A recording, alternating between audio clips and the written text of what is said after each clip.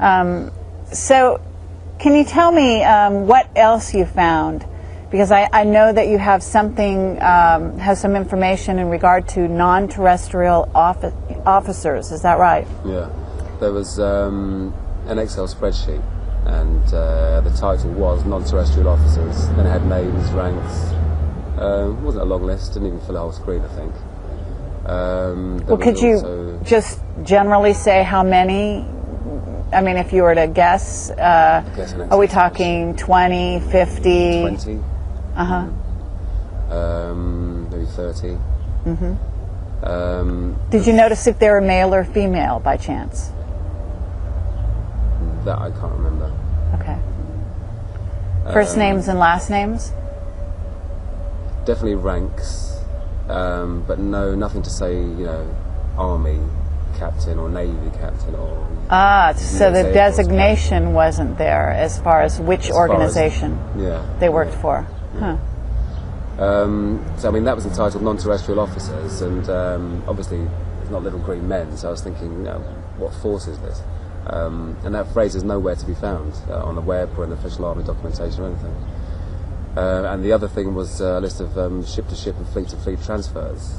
Bear in mind, fleet-to-fleet, so multiple ships, of materials. And these ships weren't, US Navy ships. Again, I don't remember any of the names, but I remember at the time looking and trying to match up the names, and there wasn't anything that matched. So, now this theoretically would have been pretty top secret information if indeed non-terrestrial is what it sounds to be, which is off-world, right? Yeah. I mean, I gleaned from that information, I surmised that an off-planet sort of space marines is being formed. And if you actually look at DARPA, Defence Advanced Research and Projects Agency literature at the moment in the last few years, and a lot of the government space command stuff, it's all about space dominance. And it really is, the final frontier.